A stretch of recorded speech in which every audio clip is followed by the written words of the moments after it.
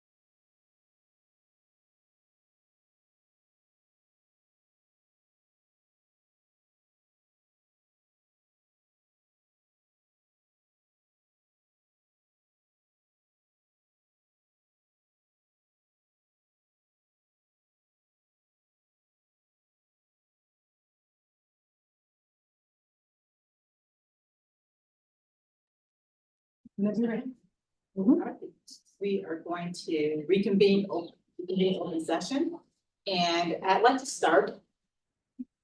And I'd just like to start with a moment of silence for one of our students who you are aware recently passed away, Eddie Sitzman. And Eddie and his family are actually my neighbors. They live around the corner, so I knew his parents a bit, and it was tough. Right? And so just want to take a moment of silence.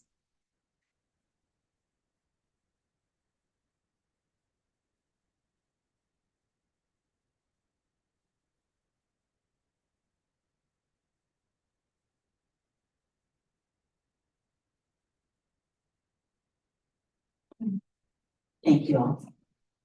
Please come in.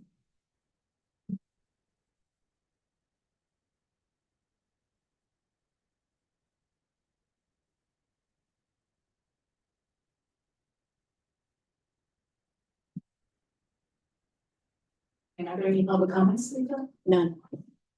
No public comments, so we'll move into our agenda, and we'll start with instruction and the proposed 2026-2027 schools calendar.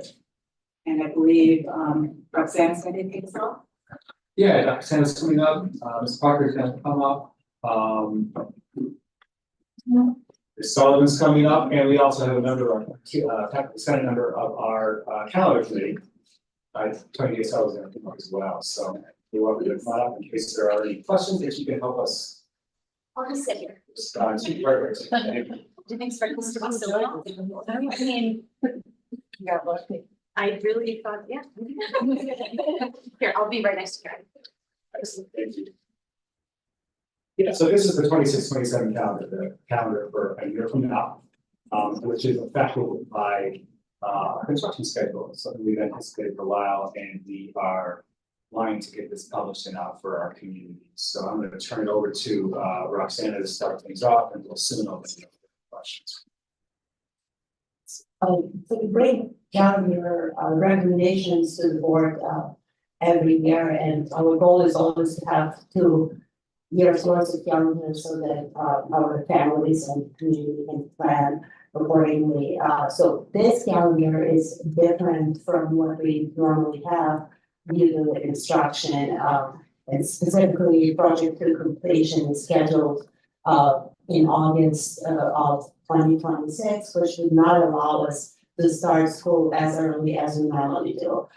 So the calendar committee works together to come up with a proposal plan, and that's what the recommendation of the calendar committee is for the 2026-2027 school year due to the construction to delay the start of the school year, or the teacher institute that day would be on August 20th. Normally it's around the middle of August, and then the first day of school for freshmen will be the 24th, and everybody else will come to school on August 25th. And so if we were not to do it, then 2 semesters that are already out of balance, our second semester is usually quite a bit longer than the first semester. The disproportion between the 2 will be really pronounced if we had to finish the first semester before winter break, as we normally do. That's why the biggest change is the delayed start, and then the finals will take place after winter break, and first semester will end in January as opposed to December. So these calendars still abide by all the school code requirements. We have a required number of student attendance days, teacher institute days, and we also try to always have breaks during the same time as our peer districts. So we have 3 members of our calendar committee here to answer any questions that you might have.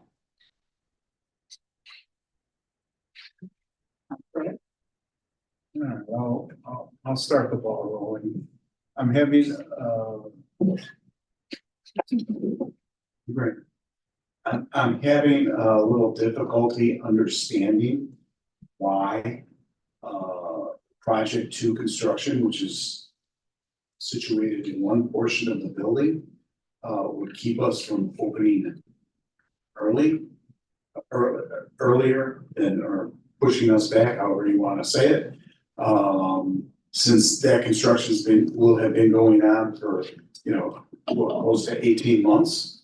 I don't understand why the entire building would be affected by just, the construction will be completed, will be turned over to us, and I understand that you have to, fit the inside of the building, you have to put furniture and fixtures and get everything in, but still, I'm really having a hard time comprehending why that would affect the entire building and the start of the entire school year.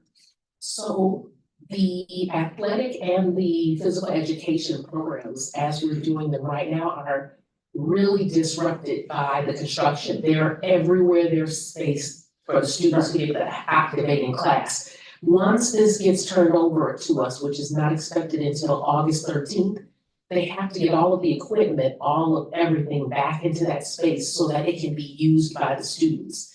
And so what we're trying to do is to make sure that they can use the facilities to the fullest with all of the equipment and everything back in there, and have class normal without starting disrupted and then trying to bring that all together. Teachers trying to learn a new space they've never been in, trying to get equipment in spaces they've never used before. It's just allowing them to have some time to actually get ready, get the facility set, and then us having children in there at the same time for their learning experience. Yeah, I would have thought that this would have come up earlier. If that's the case, and I know I've asked the question before to Greg, and I don't know if I did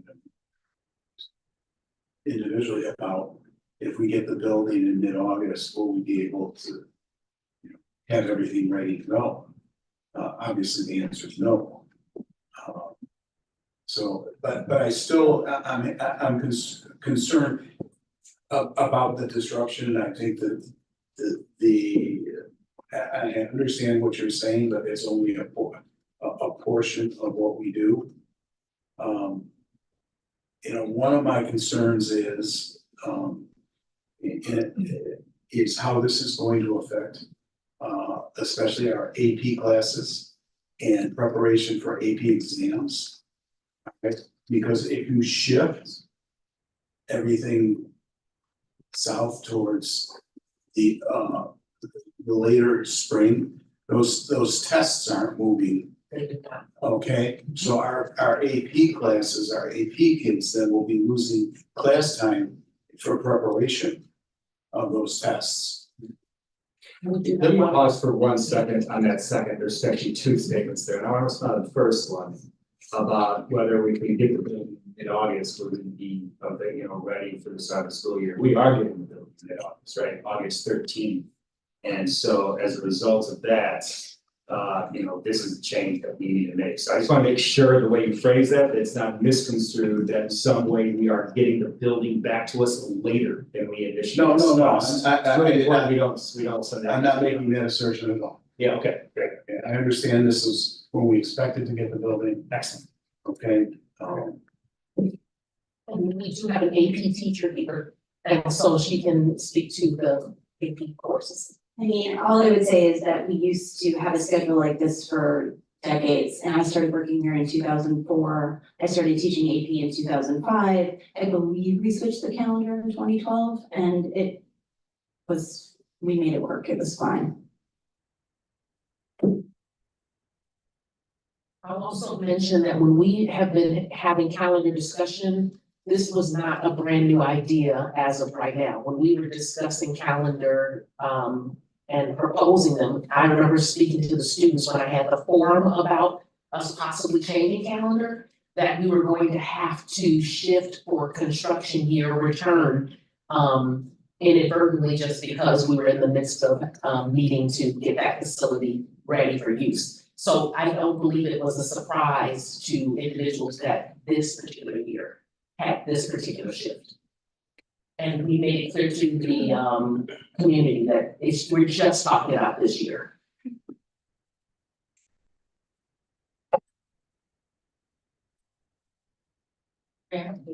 I'll just say that, you know, as somebody who had a lot of concerns about the last time this topic came up. Mhm. This feels different to me mainly because I've observed that just the way that the wintertime holiday dates happen to fall out. You've got kids coming back on Monday the 4th. And then you're not starting exams until January 19th. So you got a full 2 weeks in there.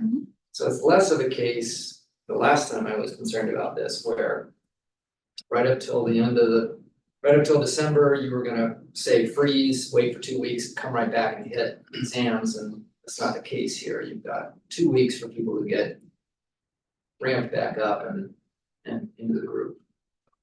I'm fine with this for that reason.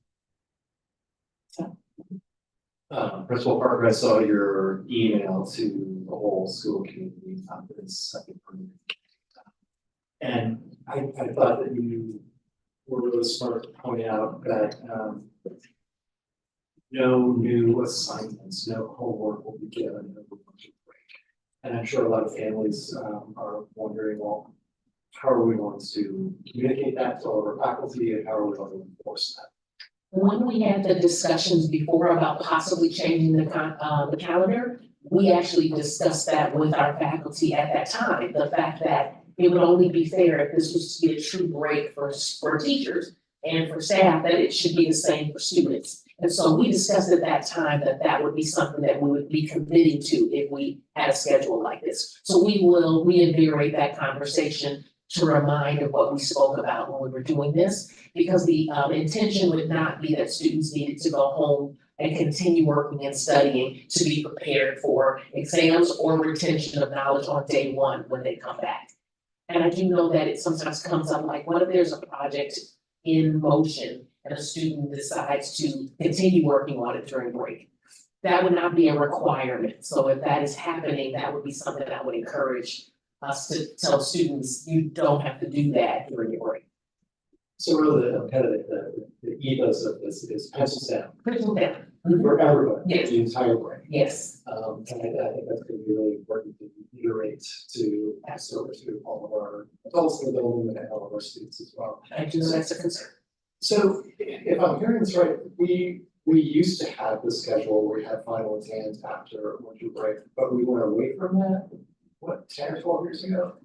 There was and there still is a desire to have everything in by winter break because it just seems like more of a clean break for people. It stops everything and then you begin a new semester. Of course, that does not happen for year-long classes. They just keep going on. But if your semester classes have an opportunity to end, there's a break, you start brand new. The issue we keep coming up though is that the days are out of sync for each semester. And so we run this risk of having more instructional days in the second semester due to holidays and building closed days and things of that nature than we do in the first semester. And you will hear that it feels like a rush of trying to pump in the information first semester to cover what you would be covering in the second semester and having more time to do.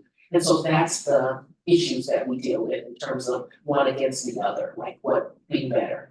But I do know the sticking point becomes, as Graham has said, the final exams, because there's that concern of being ready, retention of information, and not feeling like you have to work over the break.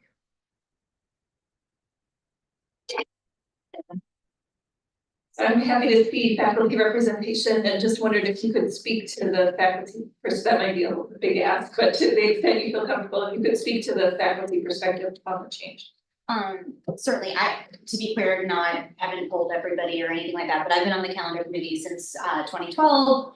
This year I'm going to be the speaker of the faculty senate, and I have a lot of friends on staff, so I probably can speak with some degree of authority. So I haven't heard any sort of trepidation whatsoever. For the teachers who I know who were here before 2012, they actually think this is better for kids. One of the reasons for that is, and Principal Parker spoke to this a bit, December is nuts. So like you come back from Thanksgiving and you have maybe 3 weeks or 4 weeks, depending on the calendar. And like the first few years that we switched to this calendar, I had multiple students like having panic attacks in December because there was just so much that was going on. And then, you know, we got better at it and we figured it out. But right now, the way the calendar is set up, that if like students, they come back from Thanksgiving, we have 2 or 3 weeks of instruction, Monday, Tuesday, finals are Wednesday, Thursday, Friday, it can be a little bit frantic. And failures are due before we go on break. And so what that can mean is that students, and I agree, pencils down is the right idea, but for some kids, they don't have that opportunity to get caught up. And so where I see a potential advantage of this, and as you were saying too, is that if there's a kid who just something happened, they got really far behind, you could create, like, they haven't failed by the time we get to winter break. And so if they need that time to get caught up, I really see an advantage there. I've had students in the past where like they couldn't, like I teach a lot of freshmen, they come in, it doesn't quite work for them, they can't really get ahead. And not that every kid will be able to maximize it, but I can really see an advantage there to like get caught up over break. We have a time to grade their work when we get back, before all of that stuff would be due. So I haven't spoken to anybody who has concerns about this. I also haven't spoken to anybody who wants to give kids assignments over break either. Like to the extent I can imagine a situation where like a kid could request an extension on something because they weren't able to get it done because their December is busy. And then, you know, in that, I could imagine that scenario coming up, but when we used to have this schedule, I had a due date on something that was right before we went on break. Kids had an option to request more time and they could have break to do it. And maybe this was a long time ago, but I don't really remember this being a problem. And I remember everybody being just a little bit less stressed out. Thank you.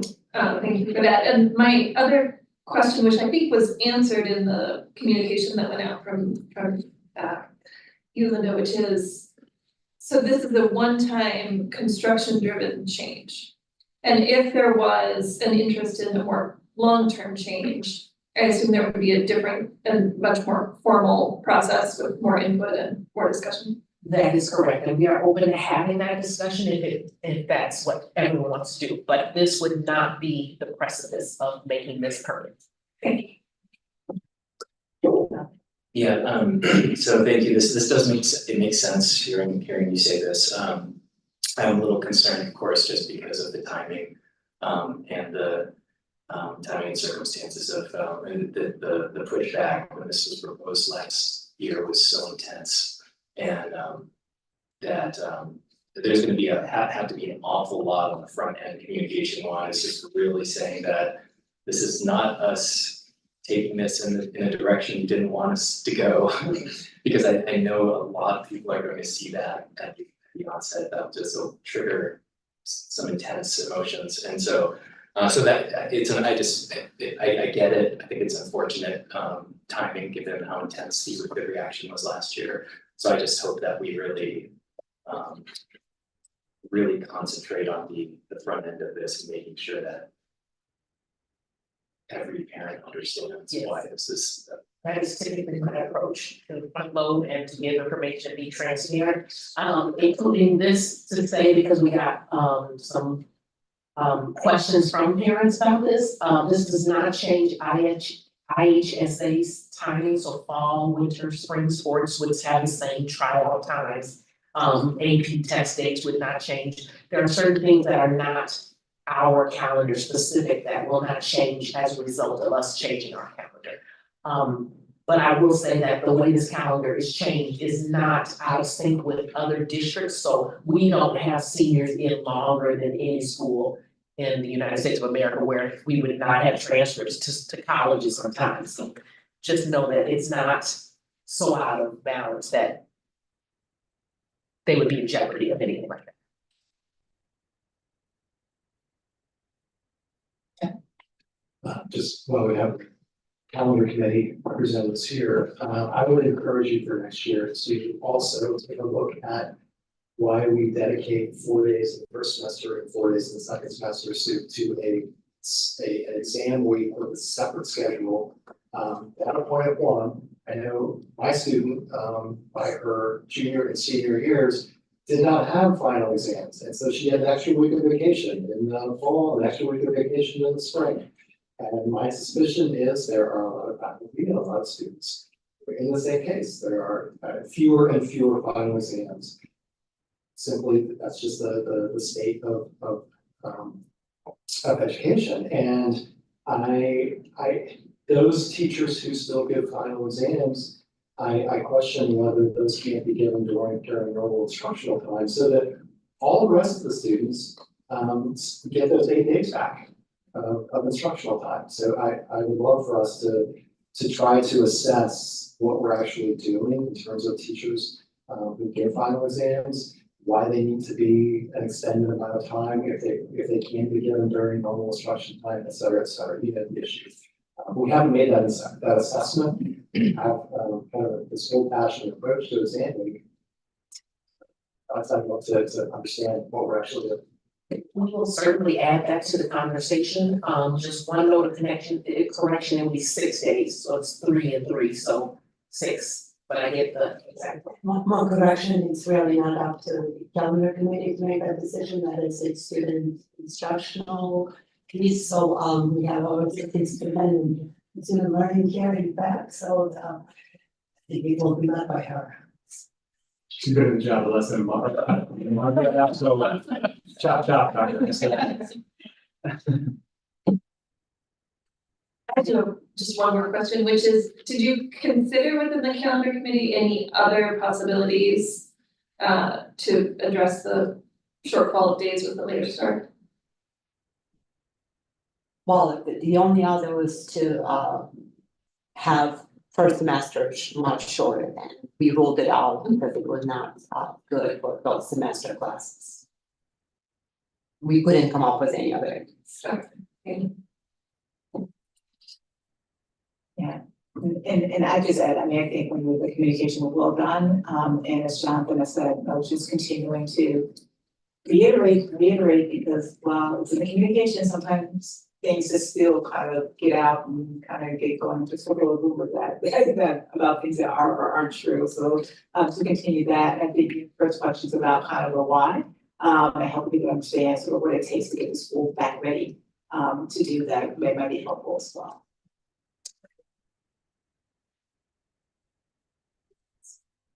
Thank you. Thank you. Yeah, this will come back to the board in 2 weeks for the vote. Okay.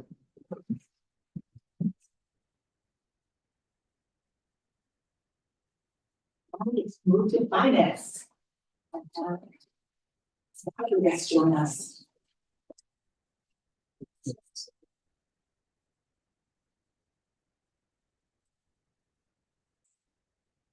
What's the first here?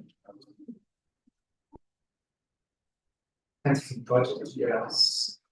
Yeah, so this is a required part of the process as we adopt budget for the coming school year. And here to give an overview of that into the budget. And you know, some of the questions and challenges that we have are 2 folks, 3 folks, I should say, actually, in person, Tony Arbogast and Andrea Newman, and online is Brian. So Tony, I'll turn it over to you. Sure, I'll just do a brief introduction and then turn the presentation over to Brian. The tentative budget is really the midpoint of the budgeting process. We take a preliminary look that is put together and brought to our community finance committee with where we are starting to see department budgets falling and estimated expenses during the tentative budget process that has now the picture gets a little bit more clear. From here, we would vote to approve the tentative budget at the special meeting that follows.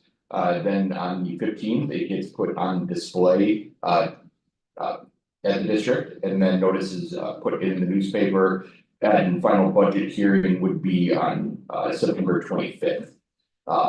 So just a quick walk through the timeline, and then I will turn it over to Brian to talk about this year's budget. All right, thanks, Tony.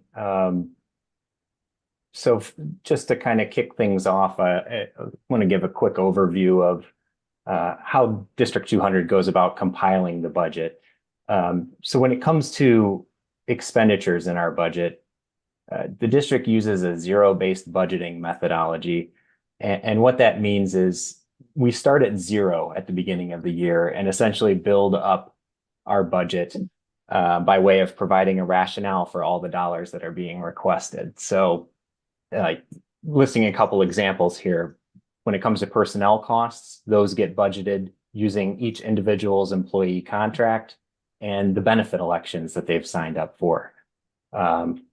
Our capital budgets, those get developed using the bid awards and project draw schedules as we look at each individual construction project that's going on. And then all the kind of other miscellaneous areas that get worked into the budget are based on itemized requests that come from the district's different department heads and budget managers. So all of that kind of comes together to work our way up in terms of the expenditures we're asking for as part of the budget. When we look at revenues, the tax levy is obviously our primary source of revenue. So that fills in a large chunk of the revenue side of the ledger from a budget perspective. But then all of the other revenue sources that come in can really be dependent on a number of factors.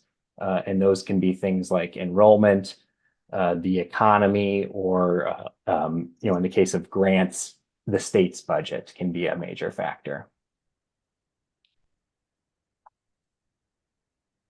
So now we'll get into some more specifics regarding the fiscal year 26 budget. When we look at revenues, property taxes are derived from the annual levy, and those make up more than 75% of the district's overall revenues. The levy that was approved last December is the one that is primarily impacting the budget for this school year we're entering. That levy called for a 2.5% CPI increase plus new property. And just as a reminder, that actually was less than the maximum 3.4% CPI increase that had been permitted under PTEL.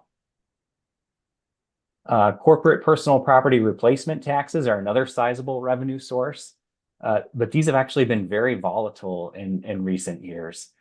As you can see by the chart on this slide, our revenues more than doubled in this area at the tail end of the pandemic. They shot up from revenues being in the $1.5 to close to $2 million range up to almost $5 million in fiscal year 23. And there was a couple different factors related to that. Some of it had to do with the state in terms of their timing and some of the tax incentives that were offered to businesses and whatnot. So we did always expect a decline was coming. The major factor here, though, is the rate at which that decrease has happened. It's been sharper than planned. And each of the last 2 years, actually, revenue in this area has come in less than what we budgeted. Now, the Department of Revenue usually puts out some estimates as to what this revenue will look like each year. Those typically come out somewhere in the middle of August, so we haven't gotten that yet for fiscal year 26. But it sort of seems likely that our funding will eventually settle back into that $1.5 to $1.8 million range for the CPPRT revenues that we were seeing before the pandemic. So we have built our fiscal year 26 budget kind of under that assumption until those estimates come out. And using that assumption, our revenues are expected to drop about $360,000 from where they were the year before.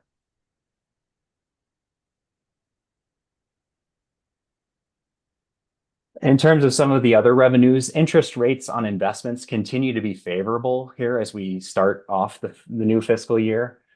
Even though rates are being forecasted to drop here sometime in the near future, District and also District 200 will have less fund balance available for investing as we move throughout the year. We're still expecting a good deal of revenues. We're expecting interest to generate about $3.9 million of revenues during the year. And part of the reason for that is the debt certificate proceeds from our issuance last year. Those funds were all invested until the construction bills, come due. So we're projecting about $1 million worth of interest income on those debt certificate proceeds in fiscal year 26. So that will certainly help that budget line. Our state revenues will see a temporary boost this year from a $3.5 million grant that was awarded to the district as part of the state's fiscal year 25 budget bill. This money was just recently made available by the governor's office within the last month or two here. So we're budgeting $2 million of revenue in fiscal year 26, with the remaining $1.5 million to come in the following year. Now, that is a one-time grant that is outside of the normal state funding received by the district. So I do want to give credit certainly to the Imagine Foundation for securing that grant, as it was part of their $12.5 million overall funding commitment that they made for Project 2. Federal funding has been a big topic in the news lately, mainly because of the president's administration withholding several types of grant funding from flowing through to states. Now, the main impact to District 200 was the Title II grant, which provides about $50,000 per year for professional development and the teacher mentoring program. However, a couple weeks ago, just in late July here, it was announced that these funds were in fact being released. So we are now expecting those funds to make their way to us soon, and they have been built back into our budget for fiscal year 26. Even with that funding restored, our federal revenue is budgeted to still decrease slightly, but that is mostly because of the pandemic-related ESSER grants that expired about a year ago.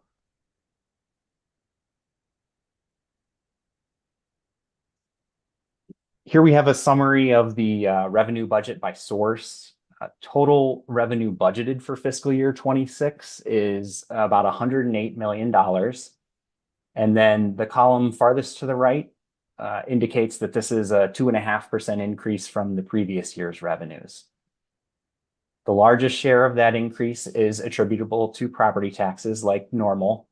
But the other state sources line is also making a large jump thanks to that $2 million worth of grant revenue that we're budgeting to come from the state. Those increases are being partially offset by a decrease in the other local sources line, and that is due to fewer CPPRT revenues as well as private donations. So before I continue forward, just wanted to see if any board members had questions on the revenue side of the budget.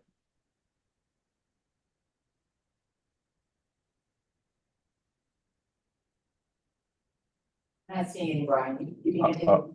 All right. So then on the expenditure side, the overall budget increase for salaries is currently at 4%. The district's contract with classified personnel is still in negotiations, but salaries for all of our other employee groups have been finalized at this point.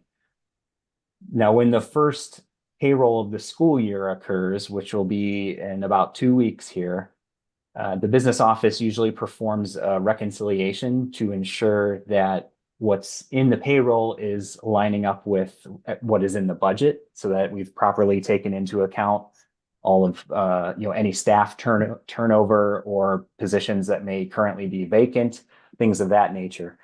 So this is an area where we could potentially see some small changes between now and September. But the fact that a majority of our staff salaries are set should mean that there is not a large change here. employee benefits and in particular, health insurance are one of the fastest growing expenses in the district's budget. Our insurance premiums are set on a calendar year basis. So the budget contains 6 months of known expenses each year, and then 6 months of expenses that have to be based on an estimated rate increase. So last December, the CFC agreed to modify the assumption for health insurance increases from 7% to 8% based on the history we had been looking at. So for now, that is the rate that is being used for the January to June timeframe within the budget. Now, as planning for the 2026 renewal ramps up here in the next few weeks, we'll be able to assess whether that increase remains reasonable or whether we need to make any adjustments from a budget perspective. The equipment budget is being reduced by over $700,000 this year. In fiscal year 25, there was a substantial increase in this area, and that was due to several equipment purchases that all kind of came due in the same year. We had purchases for driver's ed vehicles, upgrades to our security camera system, and some replacement server equipment that all fell in fiscal year 25. So, last year at this time, as we were making our request for that equipment budget, we had assured the board that this equipment budget would be coming down the following year. So this sort of return to the norm is making good on that commitment. Our purchase services and other objects are the two expense category budgets that are experiencing the most variability from the previous year. Special education is heavily impacting both of those areas, but there are a number of other purchase service costs, such as legal fees, commercial insurance, vocational transportation, that have all risen as within this year's budget.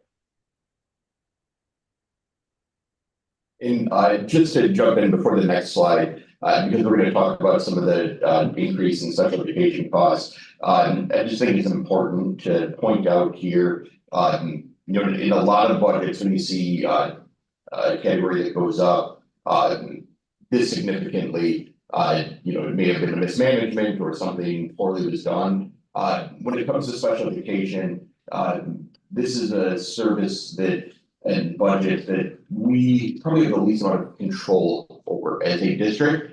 The students that come to our special education program do so with a need, and as a district, we have both a legal but an ethical obligation as well to help these students meet those needs. So I just wanted to point out that, as we talk through this isn't the fault of the special education department, just kind of the reality of where we are today. Yeah, that's a great segue, Tony. Because the next point I was going to make as we kind of started this slide was the challenge from a budgeting perspective is that the needs of the district's special education population can really vary greatly from year to year. Students constantly moving in and out of the district, you just don't know what some of those costs will be until the students come in and are evaluated and, assessed by the special education team and whatnot. So it's not always very predictable, what we could be looking at until we start getting a better handle of what our student population is going to look like for the next year. So I think the two charts on this slide really demonstrate that point as well. Because as we looked at the various special education costs for fiscal year 26, the budgetary changes really fell into two main categories. The chart on the left focuses on costs that are associated with student outplacements, where the number of students placed in off-campus schools is expected to increase from about 42 to 52 this year. And then the number of students requiring residential placements is increasing from 4 to 6. So, costs for outplaced students can include a couple different things. There's tuition paid to the school of attendance. as well as the potential for room and board expenses if you have a residential placement. And then there's also transportation services to get these students to and from their school of attendance. So you can kind of see here how the columns in blue, which are representing the fiscal year 26 budget, have risen compared to fiscal year 25's actual spend shown in red, just based on those that change in the number of students that we have that are in this outplacement category. Then the chart on the right identifies some changes we're experiencing in contractual and support services for students with IEPs. The most notable increase is in the nursing services, as we do have some students that require one-to-one aides in the coming year. But there are also some additional costs for audiology and speech therapy services as well. The other item highlighted in this chart is rent and custodial services. And that has to do with the move of our site program to a new location this year. So as we take kind of account of all of the items on this slide, what we're looking at in terms of a budget perspective is an increase of roughly $2.2 million this year. Now, the district does get some relief in the form of reimbursement through state and federal grants, but it's important to remember that, outside of the IDEA grant, which is roughly $1 million a year, many of those reimbursements are prorated, meaning that each dollar of expenses we have may only result in, say, 50 to 80 cents of revenue. So there's still a substantial gap there in terms of expenses that the district incurs versus what type of revenue we see from the state or federal government in return.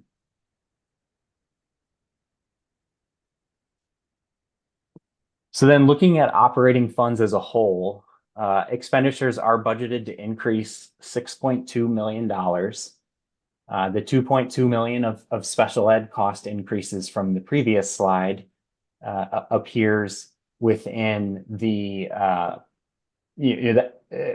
purchase services line, as well as other objects. Other objects is primarily the tuition that we pay to those other schools. So the increase in special ed is making up about a third of that overall increase in our operating funds.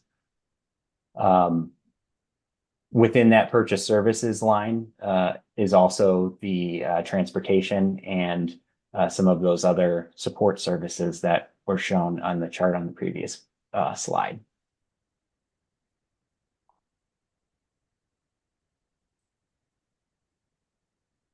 So for a few years now, Sorry, can I just interrupt? Can I interrupt with one clarifying question, Brian? So about 2.2 million of the 6.2 million is the increase in special ed costs. And then the other 4 million is just a 4% increase in salaries and benefits, more or less. Is that about right? That's pretty close, yeah. Yeah, salaries and benefits together are making up about 3.8 million.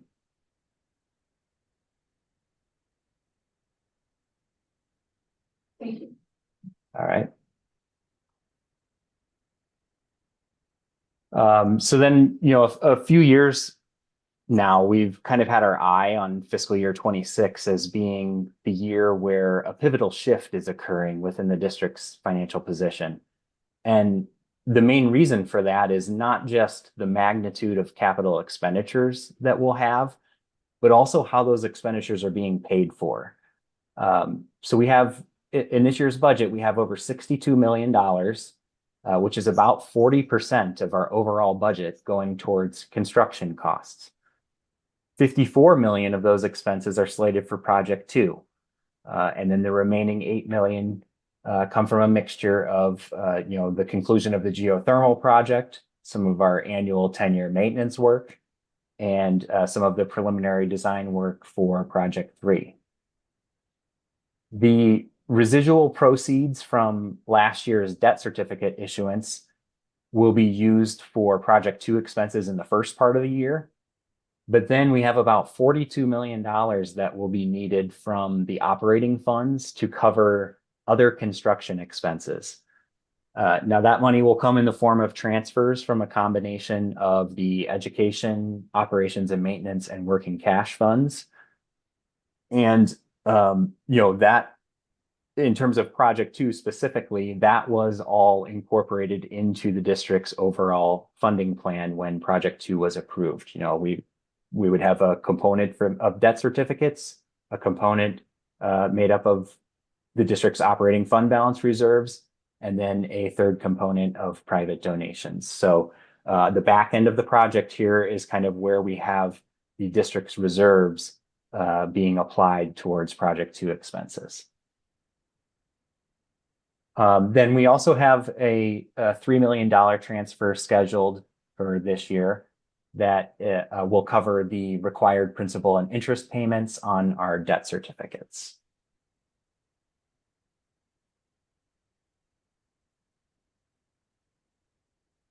So on slide number 11, we get a look at the bigger picture of this year's budget impact on the district's financial position. Our total operating funds in the top half of the slide are expected to start the year around $70 million. Then we have revenues estimated to exceed expenditures by $5.6 million. And then the next column over is where we see those transfers that I was just talking about. So $45 million in total will be moving from the operating funds down to non-operating funds in the lower half of the slide. And again, that amount consists of $42 million for capital projects, $3 million for debt service.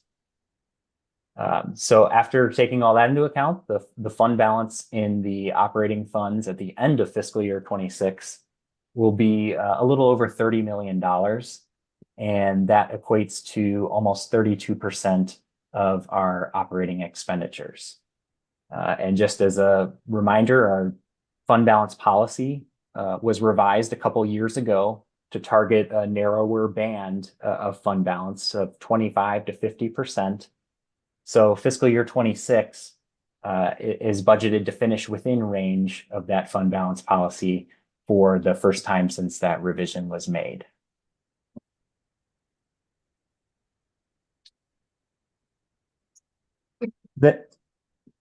Then as the budget process moves forward, there are still several areas of uncertainty. Most of the items on this slide, have already come up at other points of the presentation, but I did want to call out the first bullet point in more detail. We are in the midst of yet another delay in property tax bills because of Cook County's problems with technology upgrades. There's been really no official word as to when fall tax bills will be issued at this point, but in all likelihood, we're looking at the third time in 4 years here that our tax revenues have arrived several months late. Now, fortunately, District 200 has been in a position in previous years and this year to weather the storm from a cash flow perspective, but I do think this serves as a valuable reminder, especially now as we are entering this, sort of new era of lower fund balance reserves, of just how unreliable the county has been with our primary source of revenue lately. So even though our fund balance policy indicates a lower boundary of 25%, you will always hear me at least, advocating for a fund balance of somewhere closer to 33% to give us that roughly 4-month safety net in these types of situations before we would have to look at short-term borrowing options. So with that said, we will continue to monitor the situation with the county, as well as, the other items on this list over the next few months. And then anything that deviates from our expectations after the budget gets adopted will be reported out to the board in those quarterly budget variance reports. I just want to pause one more time and see if there are any other questions before we kind of move on to the next segment. Well, I have one question. So, we did, mention the, the last bullet point, things to monitor potential impact of tariffs on supplies and equipment and that's it, textbooks as well.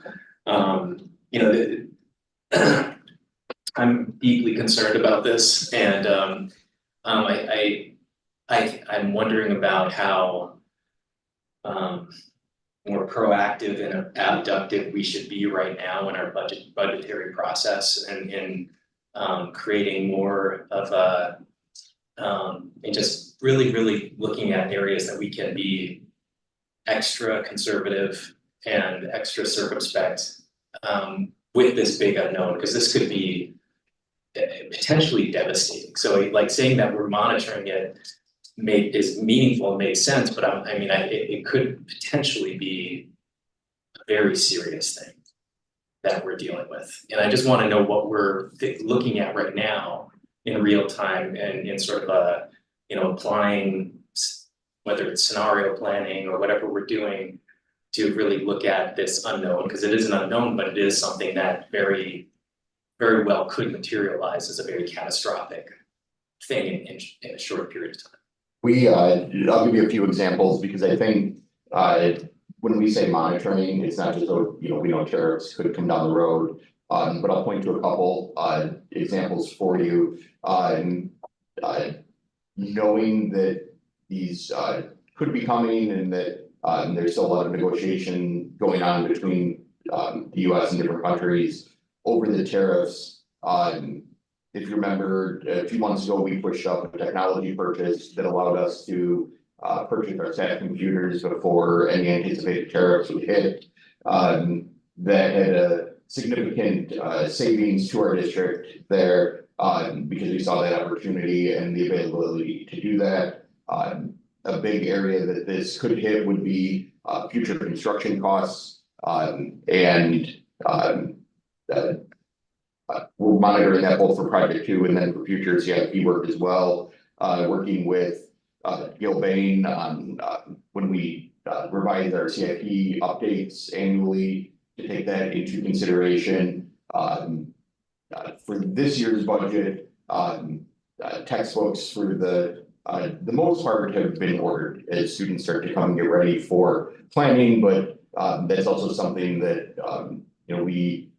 part of monitoring is really staying market informed. I get a lot of updates through the Illinois Association of School Business Officials if they see something coming down the pipeline. Our purchasing director, Mr. Thomas, has his networks as well that he's monitoring. So when we say monitoring, it's not just that we're watching it, but it's also when we see opportunities to make a move that can save our district money, both in the short term, potentially in the long term. We bring those forward to the board as well. I think some of that too goes to, speaks to maintaining good relationships with our vendors, because I know that there's been, in addition to the items that Tony mentioned, there's been other occasions where I've been copied on an email or something that one of our department heads has had with a vendor where, the vendor will sometimes proactively reach out to us about things they're hearing too and say, hey, I know you guys purchase these kind of things on an annual basis. Here's what I'm hearing. Here's what could be coming down, the line. Just wanted to give you a heads up in case it changes any of your purchasing plans as well. So, having those relationships and the open communication with our vendors has really been a benefit in terms of getting additional news in this area as well. Okay, I have a question, maybe Andrews, for you about special education, because as Brian shared, it's something that we really don't have any control over, and it's really hard to predict. But do you see any trend, Andrew, or anything where we might expect this would be something that's going to steadily increase over the coming years?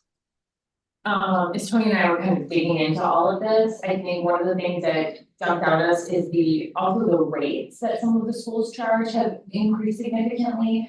So in my mind, I think it's 3 areas. It's the supports of students coming into the building, and just our responsibility to provide those.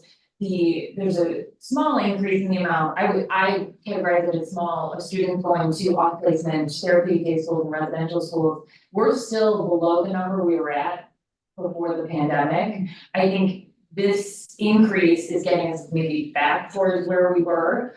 And then, sorry, I lost the third part, but, in general, those were the areas I think. So I don't know if there's necessarily trends in terms of like students, but I think this happens to just be kind of a perfect storm and not a good way, but, it's just kind of the needs are falling where they are at this point. And just to elaborate a little bit on the increase of the tuition at the schools. If we, and I'm going to use them as an example, they have not brought this kind of an extension forward to us. So apologies if a first student is listening, but if first student was to come to us and say, we're going to have a 80 to 100% increase next year, we would say, thank you, we will be going to bid and seeing what the market does. For the private placement facilities, we don't get to negotiate that rate. That rate is approved through ISB, and they are set at what they are set at.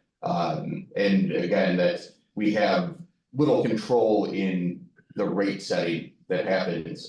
So while not a trend, I think what we've seen this year is kind of being hit on both ends of it by the number of students growing, and then the cost for the facilities that we send them to also growing exponentially. And it's something that, you know, when we think about trends, you know, I think about it as kind of a piece of the entire puzzle, and we'll talk about that as we get into our projections in a minute here. But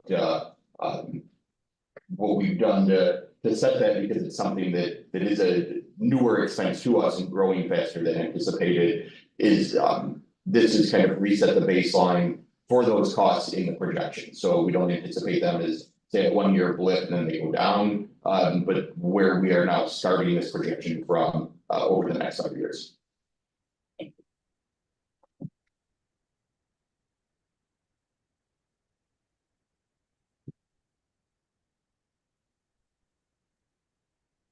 All right. So, All right. and I'll kick off a little bit here and then turn it over to Brian to walk us through the numbers. What you're going to see here is two different scenarios, and really as a district now that we enter this phase where we are living within our fund balance policy, the way we use our 5 year projection, I think, will change a little bit. It used to be when we had a significant amount of fund balance, that 5 year projection was used as a, what could a big purchase mean here? Are we able to do this big project? Now it is used as the GPS, so to say. And if we see that, you know, down the road, without kind of changing course a little bit, we may have some issues, or we may be going off course. We know that, you know, we need to reroute, and that's what we found in this year's 5 year financial projection in our base scenario. That if we did nothing and these costs continue to grow at this rate, you know, we're going to fall below our fund balance policy. But I think it's important to note that it's not something that happens this year or even next year, but we're seeing that far enough down the road that we have time now to make those adjustments and start to look and say, okay, where do we need to tighten the belt a little bit? What are areas that we can find savings in, and continue to do that in a collaborative manner. And we'll talk about that as we get into an example of an alternate scenario. Yeah, so this next slide we're looking at now is what we're referring to as the base scenario. And what it's showing is the impact on the operating funds if revenues and expenses from the fiscal year 26 budget are carried forward using our standard set of assumptions with, you know, no further action taken by the district. So if you focus on the row highlighted in green down at the bottom, there's a very large drop in fund balance between fiscal year 25 and 26. That's kind of what we've been talking about, you know, tonight, and has been expected since the Project 2 funding plan was approved a few years ago. And that's because of that commitment of fund balance reserves for the back end of the project. What, you know, deviates from previous versions of the model is sort of this continued drop in the fund balance percentage, particularly over the last 3 years in the projection. And, Tony hit the nail right on the head, already with this, but that drastic change in our budget with the things like the special education expenses is kind of what's driving that. Fiscal year 26 is setting this new baseline for expenses that is $2.2 million higher. And then that change gets carried forward in perpetuity because really we don't have any type of solid data as to whether our special ed population will change in the future. So when you accumulate that over 5 years of a financial projection, your total impact then becomes $11 million of additional expenses over 5 years. So if that were to occur, it would, absent any other action, that would then bring the fund balance down to a low point of 11% by the year of 2030. Now, the purpose of showing the base scenario is really just to lay the groundwork for future financial discussions. The benefit of doing a 5-year projection is that it identifies these potential problems in advance, so that the district has time to plan and adjust its course as necessary. Now, there's lots of different adjustments that can and will be explored, obviously. Some of those options could target an increase in revenues, such as a recapture of tax levy dollars from 2023 and 2024 when the district levied less than the amount allowed under PTEL. Other options might target spending. You can find ways to slow the growth of operating expenses or create an alternative plan to reduce or even eliminate some of those fund balance transfers that we're seeing currently to pay for capital expenses. So, while this is by no means an exhaustive list of options, and we're not making any formal recommendations at this time, we did feel it was important to present an alternative scenario for the 5-year projection in order to demonstrate that, there is still a path forward that does not result in the district sort of falling off this financial cliff. So the alternate scenario example shown here on slide 15 sort of takes a blended approach involving both revenue and expense adjustments from the previous slide. So the total revenues line marked by the blue arrow up here at the top has been adjusted to include a partial recapture of tax levy dollars. So the district right now is using a standard assumption in our projection model that the levy will have a CPI increase in future years of 2%.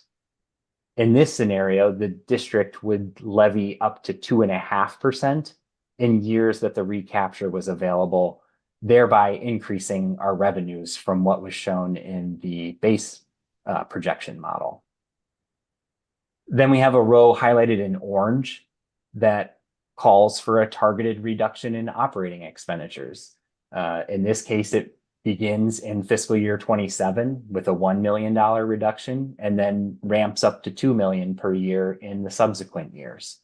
That reduction can obviously incorporate many different things, which are not being specifically identified now, but again, it is an example of an approach that can be taken in terms of financial planning for the district.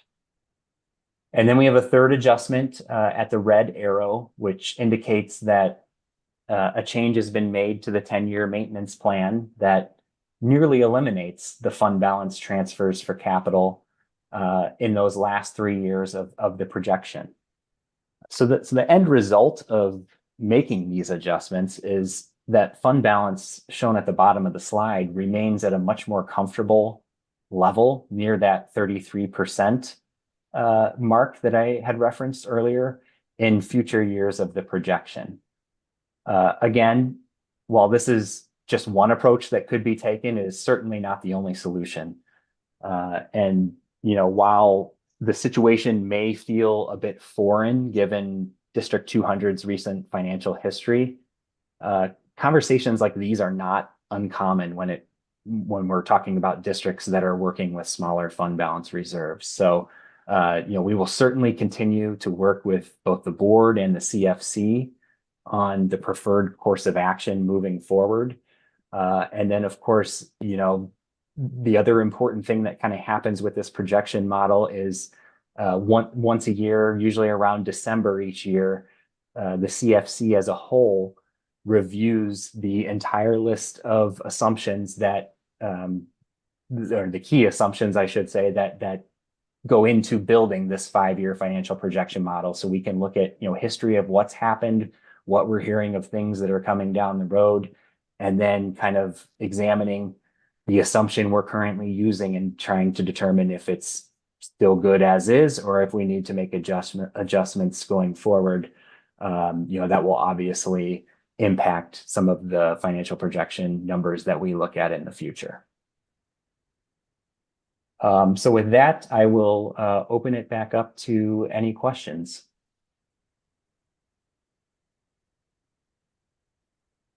I have just, I think, one question for you, Brian, which is, did you say so for the future years, the assumption that you're using now is a 2% increase in the levy and not Yes. 2.5? Yes, that's correct. Is that a change? Like, is that a? That was a CFC request from our last meeting, was to, historically, the projections had shown that smoothing of the levy recapture across the board. And at our last CFC meeting, it was requested when we did these projections to use a more traditional CIP approach to the levy for future years, and then show an alternate scenario if we were going to then bring in a recapture. Okay, so what's new here really is just a scenario with the 2% levy increases. Yes. I got it, thank you.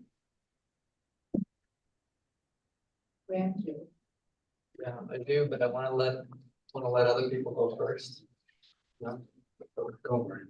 Alright, so, I'm gonna give you some rambly commentary because Tom Kofsky's no longer here. So somebody's got to try to fill those shoes. So I'll try to do that a little bit.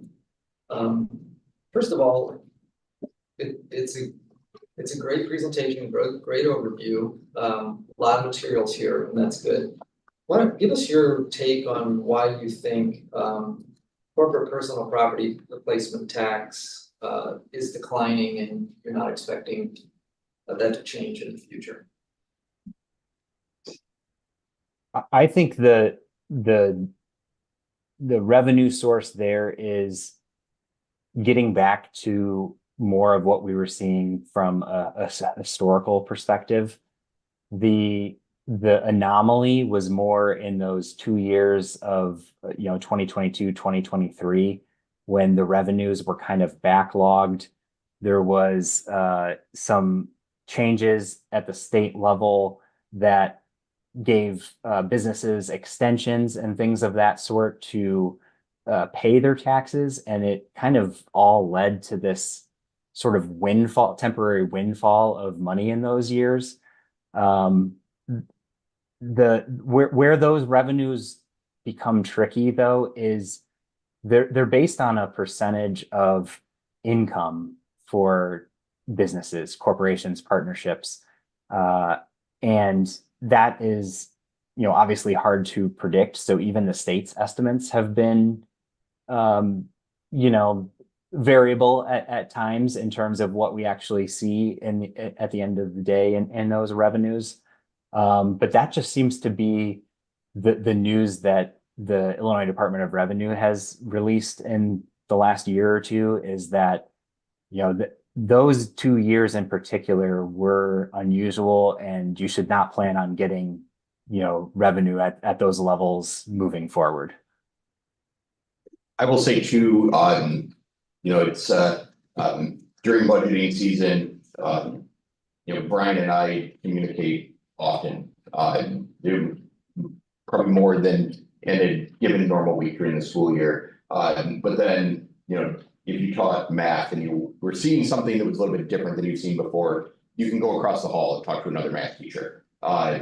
There is no other business manager in the district which means, I lean on my network of officials at other districts. And while comforting to know that, there's many other districts that are also facing these high increases in special education costs. There's also a high level of non-predictability when it comes to the corporate personal property replacement taxes right now. I think we're all taking this conservative approach that we're going to see the numbers continue to fall. I did not talk to one single district that felt really comfortable right now saying they think they're going to see an increase in those numbers.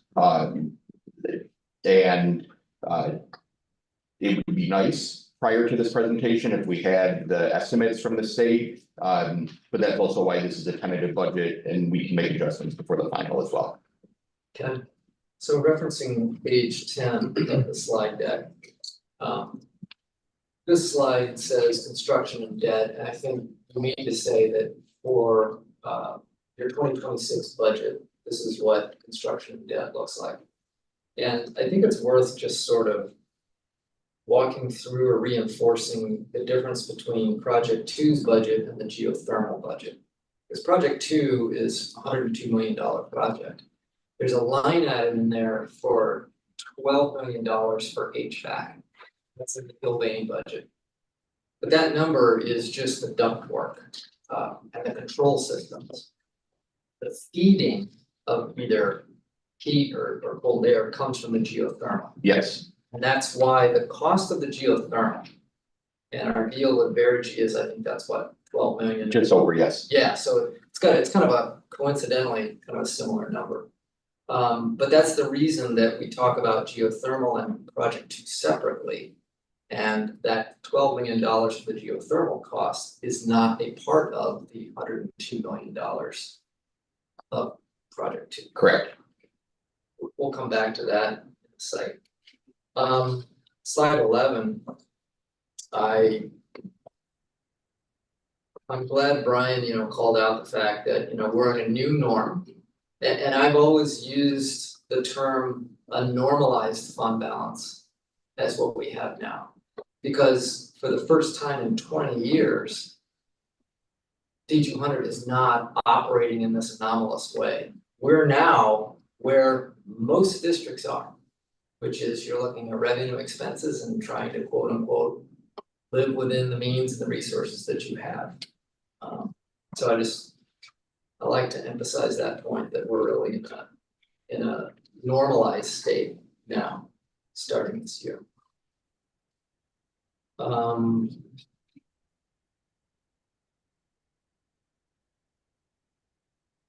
So let's go to slide 15.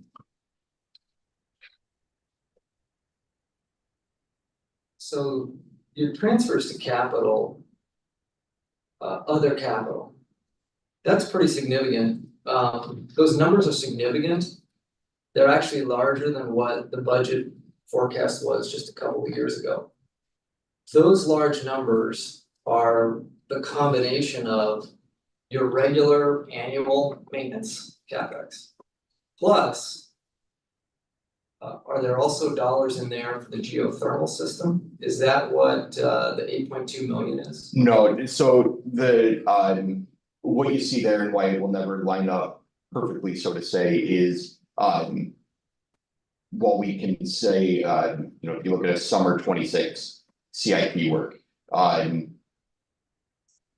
of that will be paid for before the fiscal year that we are in closes out. So every fiscal year you pay for a small portion of the work that's being finished and then the work that you're also starting the next summer. So the transfers account for basically portions of 2 summer CIP works, and then it's broken up into when we anticipate those bills may come in before the fiscal year rolls over. So that bubble in those transfers, does that reflect kind of just a bubble in the expenditure? Yes, if you remember,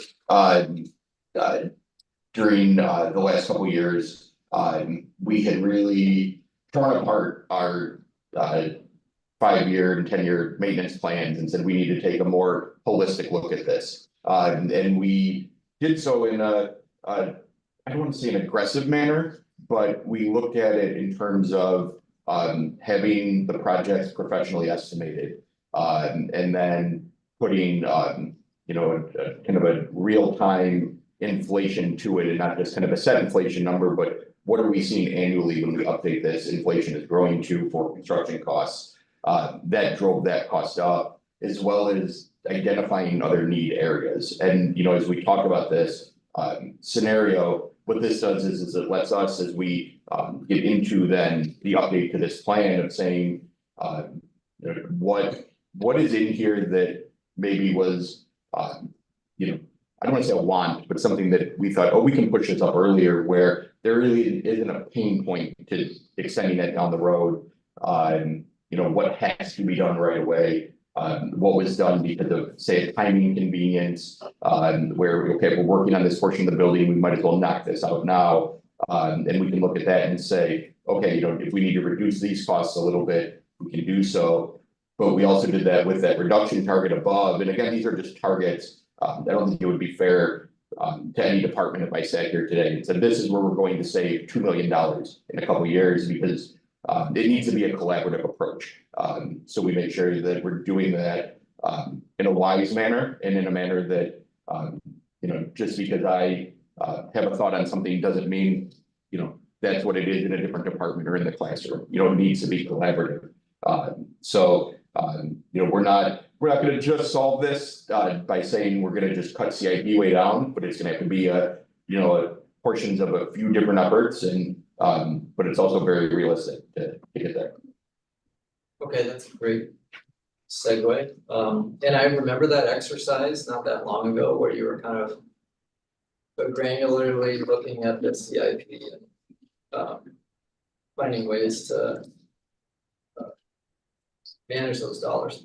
Just a quick reference then on the memo that you attached on page 4, you make a mention of insurance renewals for workers' comp, liability coverages and so forth.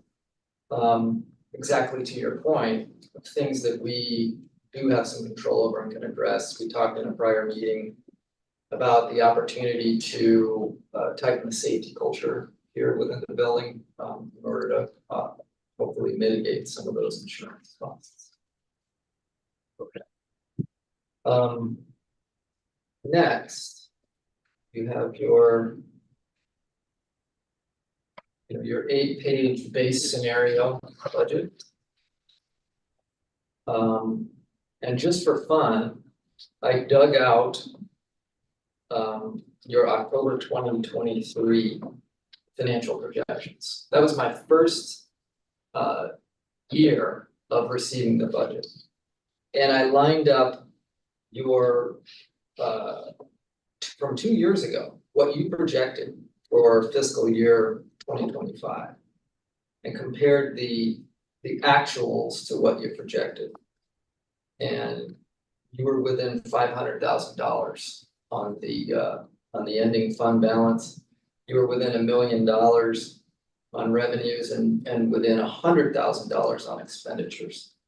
So I'm just want to call that out, which is, I think, a credit to how you and Brian are managing. Well, I need to properly put that credit to Brian, because that statement should go the way Brian and Tony do that, because he does a lot of this heavy lifting. So I want to recognize that. But I'll be honest too, when we took the first look at this, it kind of had that hard swallow of like, what am I looking at? And I went back to Brian and said, okay, what's it? And I'm looking, and we confidently, Brian and I sat here about a year ago and said, some of these larger expenses, we don't anticipate will be, in an 8% expense growth rate constantly. That we see this going back to a normalized, 4 to 5%. And I feel good about the fact, in a sense, that we were there without the special education growth. So I have confidence in the projections that are put forward. Now I just know that, since these are dollars again, that, it's of no fault of the special education department that this is kind of where we are at. It just means that you know, we look at it in a sense of, you know, an Oak Park dollar is an Oak Park dollar, and if we're going to have to spend one here, where do we have to reduce this and expense them somewhere else? Because, you know, I give credit to the board and I know, Tom had a lot to do with this, that, you know, this isn't a problem that we're just gonna solve with revenue. You know, we've got to look and say, okay, where can we tighten our belt? I like to think of things sometimes simply, and, you know, if you were a household that could overspend your revenue a little bit because you had a ton of money saved up in the bank, that's great. And then if you go buy a new house for cash and you don't have that money anymore, then it's, okay, now where have we been overspending a little bit? You know, where have we been living, you know, that was enjoyable, but now that's not a reality. And, you know, do we eat out less? Do we cancel some subscriptions? And those are what we're going to do just at a school level going forward. It's another great segue, because then now looking at, you know, our budget for 2026 versus what was forecasted. You know, the revenue forecast is still roughly the same. The expense side is about $4 million higher. 1.5 higher in purchase services. 0.6 in capital and non-capital equipment. And then that's where we also see now that wasn't there in prior forecasts, this $8.2 million bubble of transfers to capital, which you just talked about. But, you know, that change on the expense line plus the transfers to capital are why a couple years ago we thought we might be at a 47% fund balance. Now we're forecasting at 32%. And then when you look at 2027, whereas this year we've got this bubble in transfers, in 2027 we've got a bubble in revenue. And as you know, that bubble in revenue in 2027 are tax credits, the geothermal system. And we've talked a lot about, okay, we're a little wary and we're concerned about the tax credit situation to help offset the cost of geothermal. Do you have any recent updates from Verigy on status of those tax credits? Right now, messaging has still been consistent that we have broke ground in plenty of time to anticipate receiving those tax credits. So I'd say, I don't want to say no new messaging, but just consistent to what we've heard previously. What we are hearing now is that with some of the changes that are being seen coming down the pipeline, you would have to break ground by July of next year if you were going to start a new project for the IRA incentives. And that the window of what you can use those incentives for has closed a little bit in terms of just the type of project you can do, but we're grandfathered into what the program was on the day of the start of the project. I should know this, but do you remember which tax credit it is? That they usually have a number and a letter. Yeah, off the top of my head, I don't. Okay.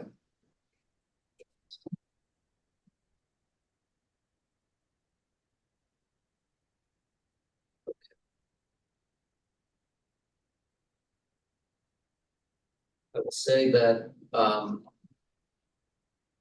in this new world of a normalized fund balance, I'm really happy that we now have a rejuvenated and strengthened CFC that now meets 6 times a year instead of 4 times a year. Just a comment on. So page 4 of your base budget.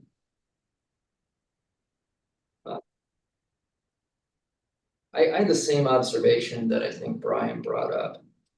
When you look at fiscal year 25 and 26 and so forth, you see these big increase in special education, tuition, room and board. And as has been stated also, you know, we have a legal and moral obligation to meet the needs of our students, whatever they may be, and that can change year by year. But in that same zone here of page 4, the base budget, I highlighted some of the things we talked about. The the year-over-year increases in tort insurance really pop out. Now, the other thing to comment on is, gas, electric utilities.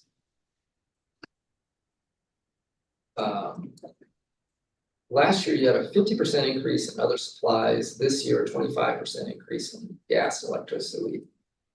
Can you talk about what's in other supplies? And I know you wrote some comments about utility costs, but I'd love to hear your verbal take on those. Also. Yeah, it's ComEd, and this is again an expense we don't control, so this isn't like when we go to out to bid for our electricity rates, so to say, but there's a cost that everyone pays that is essentially the cost to reserve your power, so that you have power in peak electric times when everybody's trying to pull from the grid, that that you get your power. And that has gone up for the second year in a row, over 20%, I believe, and the bid came in at 22% this year. That is in large parts due to electrical demand that is increasing for a lot of high powered data processing centers. And unfortunately, everybody pulls from that same pool. So whether you're a school district or a hospital, or you have a contract for a warehouse that you own, if that reservation charge comes in at a 22% increase, you are hit with that 22% increase. And then other supplies, is that where we're labeling the things, like you said, you had some additional costs on servers and Chromebooks and so forth? Those items would go into more of an equipment category. So what we're seeing in other supplies, or at least why you're seeing fluctuations there that can be pretty variable in certain stretches, is I would say the main driver is our bookstore operations fall on that line. And when they have certain years where a more widely used textbook series needs to be replaced to a newer edition, that can be a pretty large expense that changes from year to year.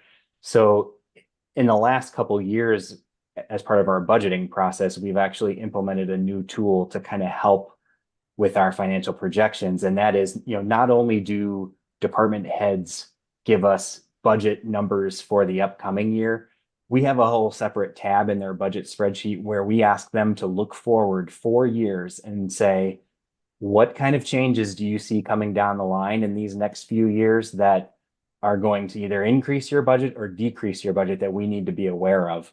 Whether and that helps, when we have turnover in some of these positions, as well as just kind of solidifying some of the numbers in our financial projections. But getting back to the bookstore, they were really able to look at some of their costs and say, all right, in 2027, we know we're going to need a bunch of science books that need to be replaced. So they slot that on that spreadsheet. We work it into our 5-year financial projections. Last year, it happened to be the math department that was updating a bunch of their textbooks. So that's why we saw that large increase last year. Okay.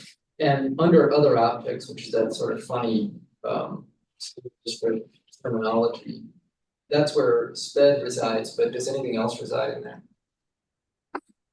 That's the special education is the bulk of it. We do have, there's other forms of tuition that we pay for some of our alternative programs, or membership dues come out of other objects. A couple of the community intergovernmental agreements that we belong to for like youth services and things like that fall in there. It's sort of a catch-all, which is why I guess they called it other objects. But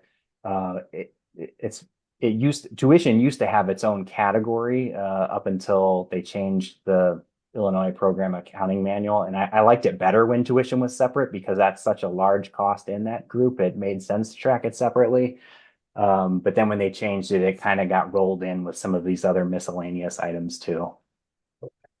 So thank you for all this great material. we'll get to have some more fun next week at CSC, and I won't have to answer any questions. I hope this wasn't too much of a root canal for my board colleagues. Thank you. Okay, yes, yes, so my questions. Yeah, my questions are a little more from a higher altitude. I'm sorry. I want to start out we're with that. First of all, thank you guys for this. That these are tools and this is explanations and that we haven't been able to see in the past. And the way I look at this is kind of like a early warning light going off that although we think we've been visual in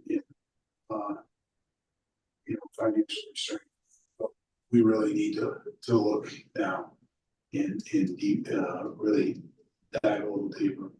So I have a couple of questions. One having to do with the increase in special ed. And did I hear it correct? Is that the need for these services, whether it's outsourced or room and board, someone in a living situation, actually the need now is kind of normalizing to what it was before the pandemic in terms of numbers? Yeah, definitely. So prices is really going up. Yeah, I was actually very surprised. I mean, I see them as they come in, but we did actually, Tony did a great analysis for me over year to year to look at, the increases. And like he said, if you approve all the rates, so it's not something we can negotiate either. Right. And so these students are coming from our feeder district, so that's how we know that they're gonna need these kind of services. When students are placed at therapeutic schools or residential facility, those are IEP team placement divisions. So it's coming from, it could be a variety of points in education that happens. So sometimes they are coming from the middle schools with this placement decision, but sometimes we're making that placement decision at an IEP meeting as well. Okay.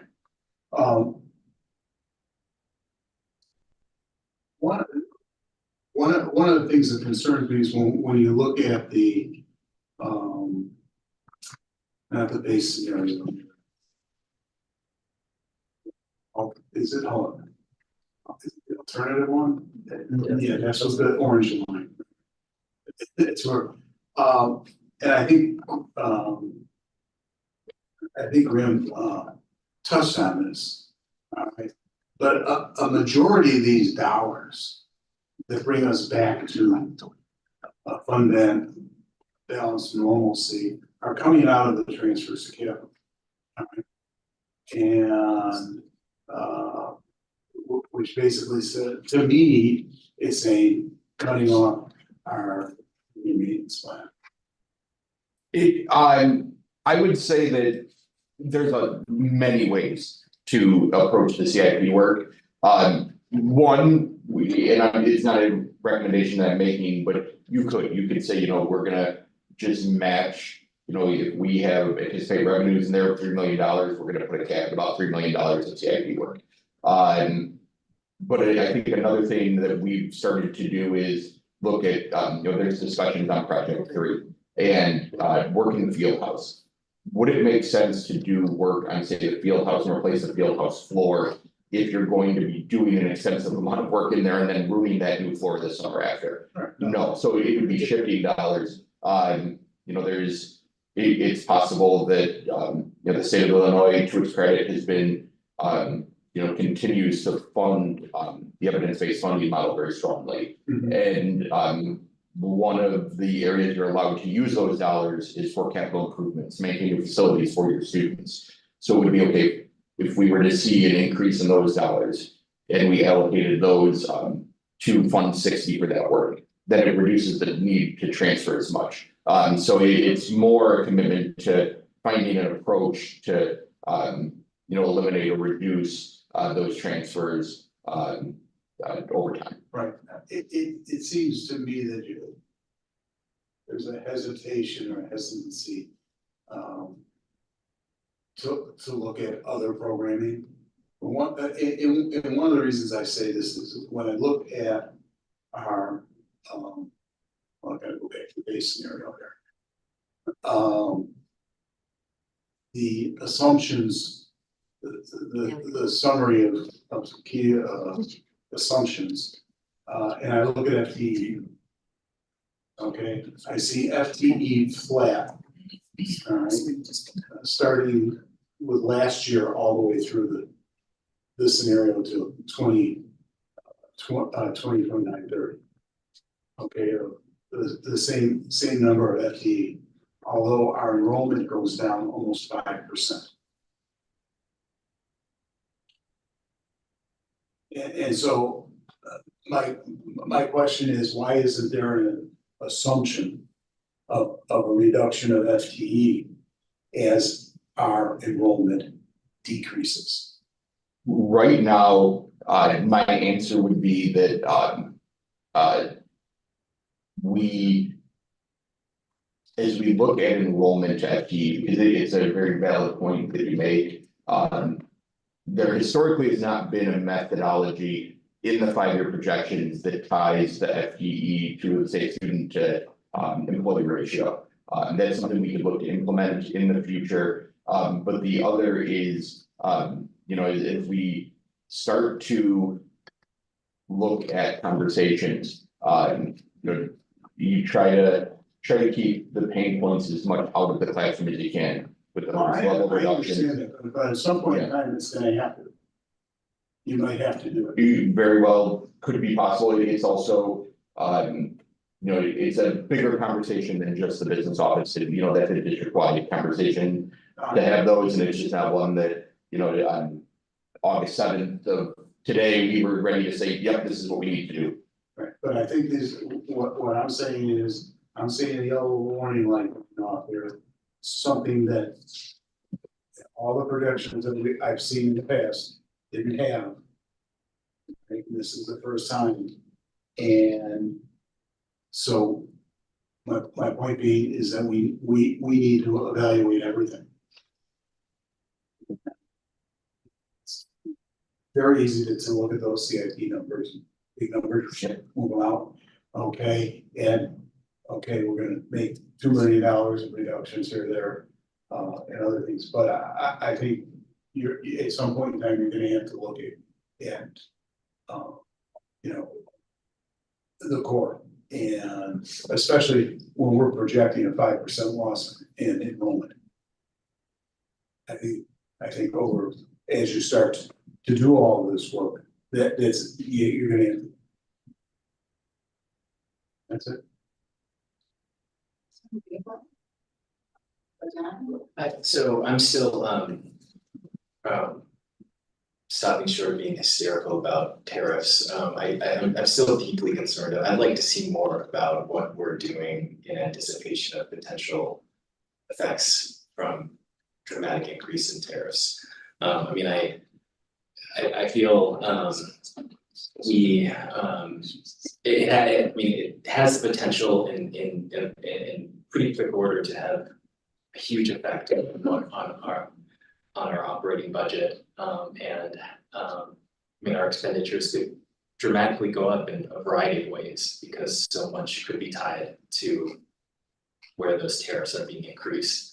So I am concerned about it. I like knowing that we have great relationships with vendors and that they're like, hey, this is coming down the pike. This is gonna, you know, be aware of this, and perhaps you can come to us if there's equipment that's flagged for next year's budget that's significant enough, and say, hey, let's sneak it in here because we're gonna pay less for it this year. I mean, I like that, that's great.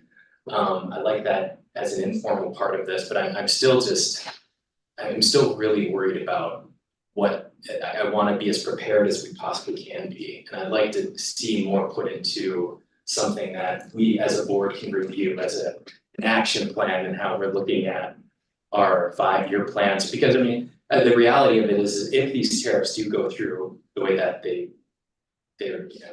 very well could, there's a cascading effect that could happen on how, I mean, it makes some of what we're projecting, and even in 5 years, that's tied to tax revenue, that puts that in question. I mean, we're not, one of the cascading effects of these tariffs could be that we're collecting less in tax revenue within the next 5 years. That voter confidence is so low that we don't, if something does go to referendum, it doesn't pass. So I feel like I really would like to put more thought into formalizing this as a conversation at the board level, looking at, I wanna be as prepared as possible, I guess, is what I'm saying. And I love that there's informal things right now with in relationships with vendors and such, but I'm still deeply uncomfortable about where we're at. We're positionally right now. I don't know if anyone shares that. I would like to be feel more prepared for the unknown. Yeah, I'm sure, what it would look like today, I am not 100% certain, but I'm sure we can, kind of put together a more detailed outline of the approaches we're taking to tariffs and kind of the flow chart of what would we do if X happened or Y happened. So That'd be great. take a little bit of time to craft, but I'm sure we can put it together.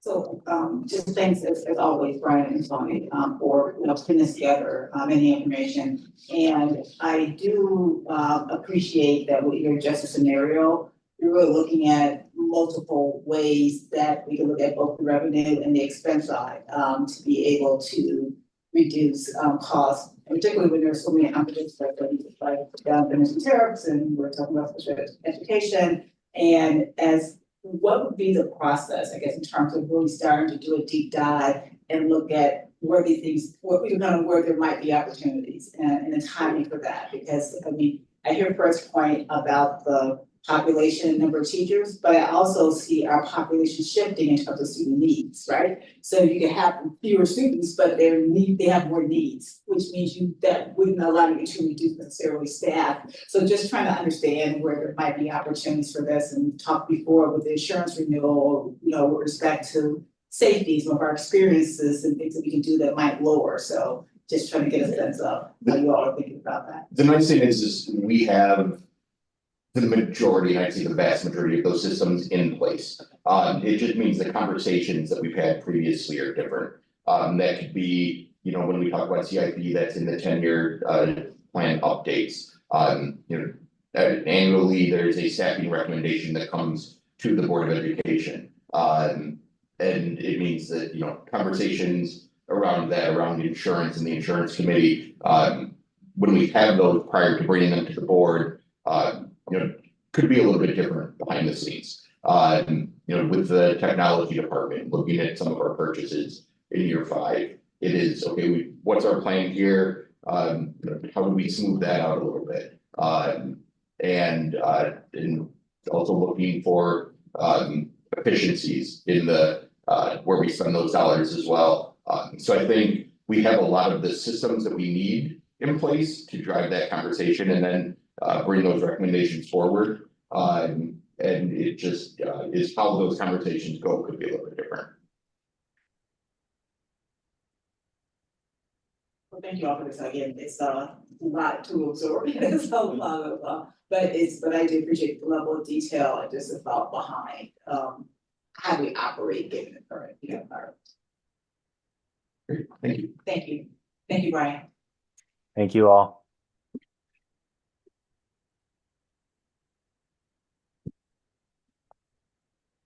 Policy. We more finance. Oh, I missed that one. Yeah, more finance. Yeah. District plan. Yeah, so this is our consolidated district plan. I'll ask for this time. This is on the agenda as special. Excuse me, and after this meeting for approval, this is the consolidated district plan that goes to the state for approval that allows access to our title. So I'll turn it over for Dr. Esser for just a brief. All right, good evening, everyone. I just want to present on behalf of administration our consolidated district plan. The State Board of Education requires that we annually bring forward a consolidated district plan. that brings our planning for all of our federal funds, or most of them. And it begins with the needs assessment, which is for our district and most districts tied to our district strategic plan and all of the community engagement efforts that we do there. And then using that needs assessment to form the plans for our federal funding and grants. In addition to having the plans that we have for our federal grants, ISB requires us now to include our bilingual service plan, which includes our parent advisory group and information about our staff, the qualifications of our staff, and then also our students for our bilingual services. And it also provides opportunity for us to make sure that we include our plans for a safe and healthy environment, and then plans for any students who would be considered as youth in care. And just making sure that we are coordinating all of those efforts as a staff when we're planning with our funding efforts. And the plan is required to be reviewed by the Board of Education so that then we can receive our federal funding.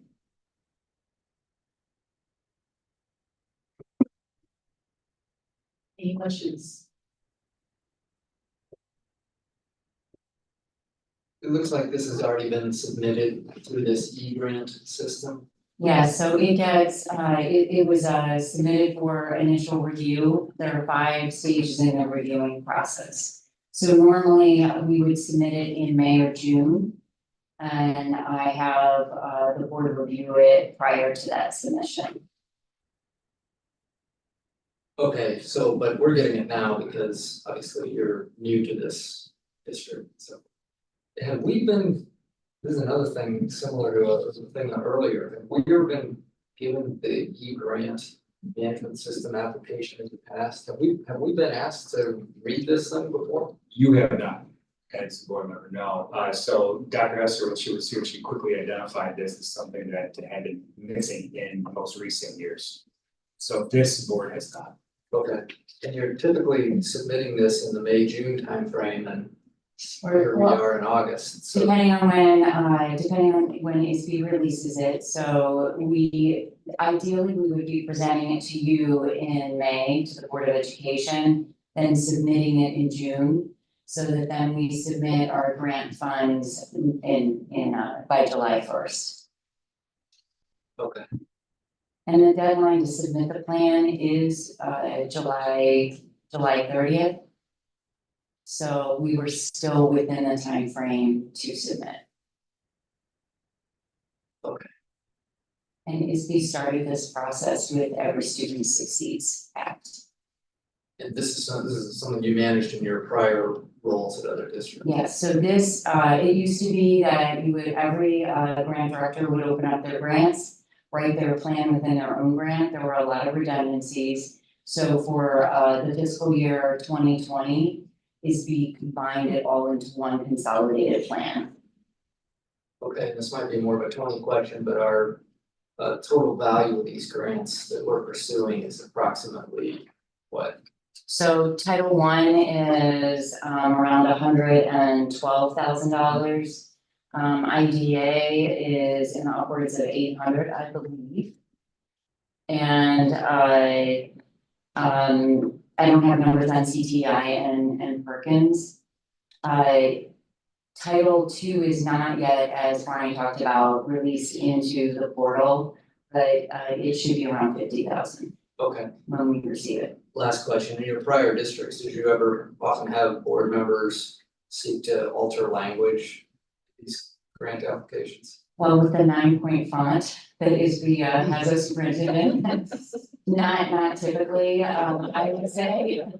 I would say that they are getting a new grant system. Hopefully we'll be able to expand that to 10 or 12 so that we can all read it. But I would also say too, I think it might be time.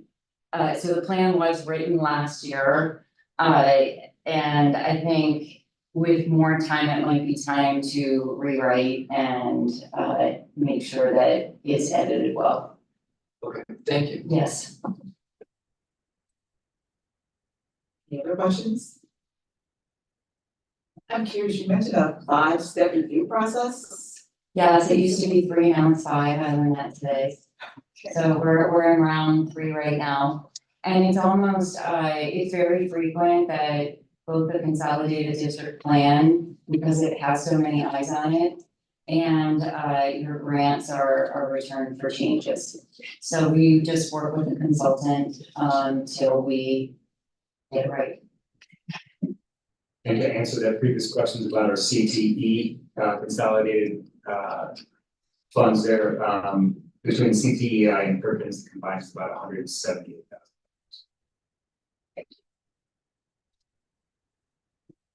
Thank you.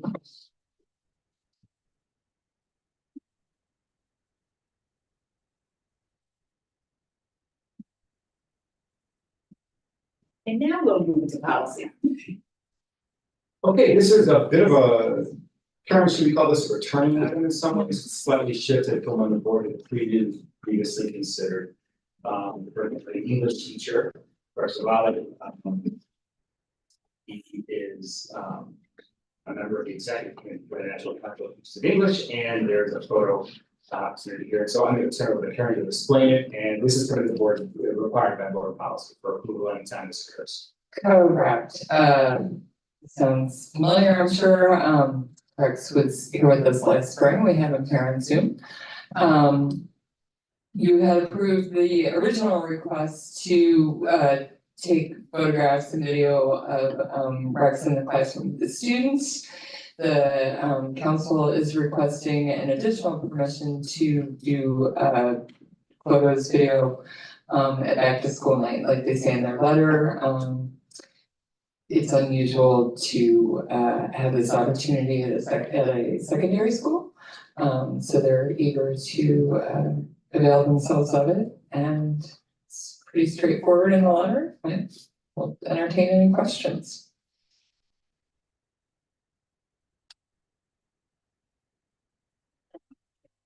So, you know, when we talked about this last time, if I recall, we talked about making sure there were releases for students and things, and needed for parents, so back to school night, you got lots of people in the building.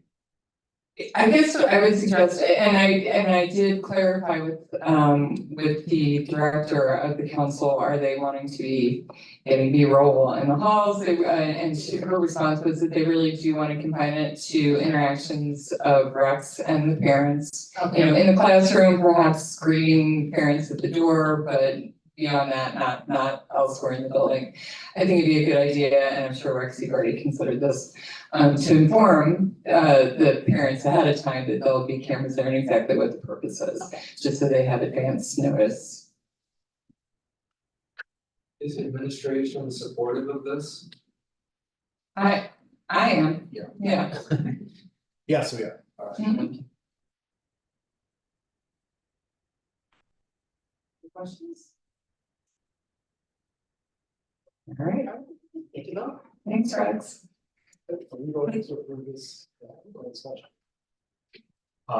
Consent and the regular. This is our. Yeah. Yeah. Thank you. A few things in special, I think about that first. Thanks, Karen.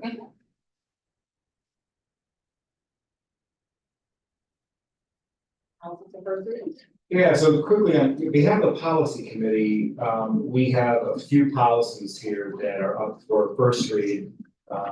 Pending a conversation with companies, would come back to the board in 2 weeks for approval. The policy committee, and you know, we have Tim here from the board, and Josh is also on that committee. For almost all these policies, we saw them as fairly standard revisions, legal reference changes, other language just you know, sync them up with current statutes and so forth. There is one policy that the board needs to consider, and that is 280 board member oath and conduct. There's a question regarding that policy. Hopefully the board has had a chance to take a look at that regarding how to handle if the board member who fails to abide by the oath of office or the code may be subject to action by the board, including but not limited to formal censure and or referral to the regional superintendent for removal. from Office Under Board Policy. Has the board adopted this policy is the question to include the optional sentence shown above that I just read. The board can elect to no by default, not include it, or yes to include it. And we determined as a policy committee that that really was nothing for the administration to make a recommendation on, but the general board discussion. So Tim, do you want to add anything to that? Yeah, I was just gonna say that the policy committee did not take a position on this, it's strictly a board decision. I'll say personally, I am for the default position of not including this language. Even if we don't include the language, certainly the substantive language still applies. But I am pretty agnostic, with those strong feelings either way.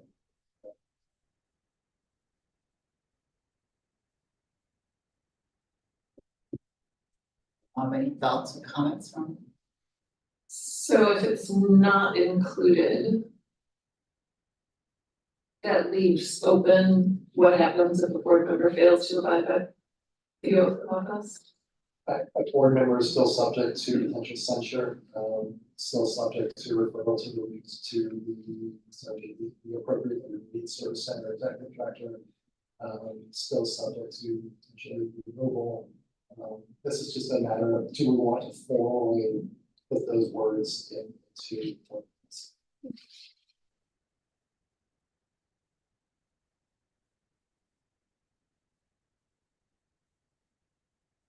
So what you're saying is, what you're saying, Tim, is that the process exists. It's just not outlined in our policy.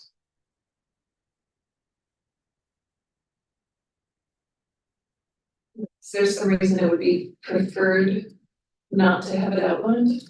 I think that's a great question. I don't know. The default that's been presented to us by Quest Plus is that it not be included. I don't know the reason behind that. I mean, for transparency's sake, it seems like if those are the potential outcomes, then it would be better to have the language included so that there's clarity about that. Just, I don't really feel like that about this particular language or topic, but just in general, I would err on the side of more transparency. I think. I agree with Kathleen, and the language says may, it doesn't say shall, so. Find it to be more precise. Yeah, I agree.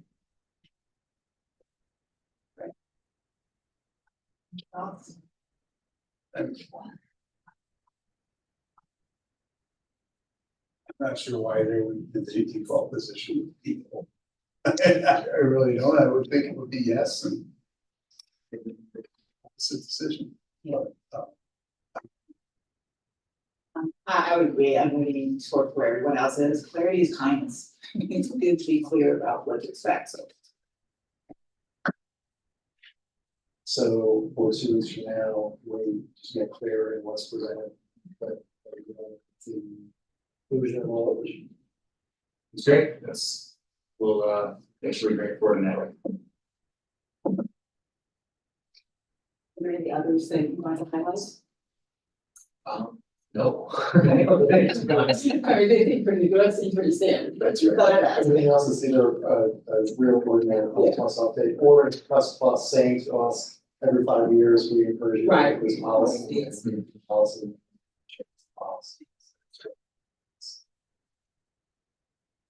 I'll let the board know too, so this will constitute our August regular meeting. We anticipate bringing a few policies forward that we do want to make change to in the September committee. So we're gonna pull together another policy committee for the next few weeks.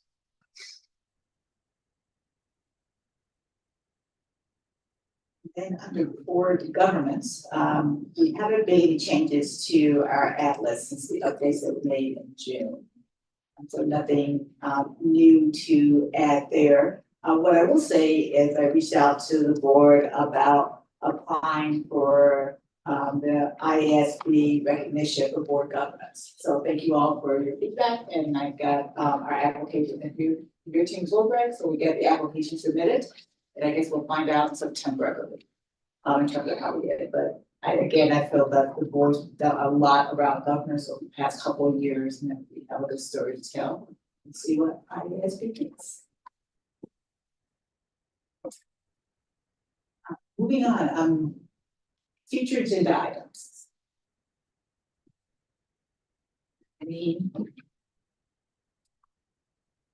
I don't really know how this section of the meeting works yet, it's still being new, but I think, are we doing an update on the freshman curriculum in September or at some point? September, yes. Okay. It's September regular. Okay. And I mean, and this would be for things that are not in our regular rotation, or we haven't already added that board members would like to have edits, or we will raise them and then look and, have some conversation about whether or not we want to add them.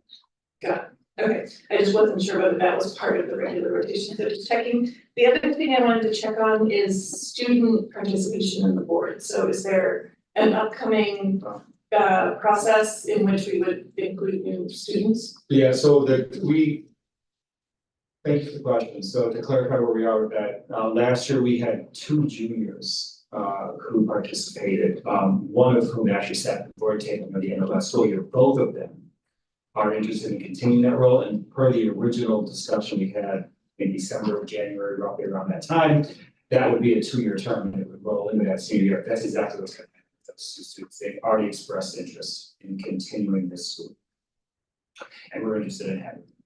So that will continue once the school year starts. We also have a need to identify, and also refine a little bit of the process for adding new members to be part of kind of the bench, so to speak, freshmen in particular. And we've already confirmed, I think, that every other member last school year, is that correct? Is interested in continuing the role for this next school year. So we'll do that, but as far as sitting in the board table, those 2 juniors are going to be going. Well, they'll be rotating. They will be rotating on a monthly basis, so that one of them is. So it's gonna be a committee of the whole and You got it. the regular meeting for that month and then the next month. Yeah, you got it. It's a committee in the regular cycle.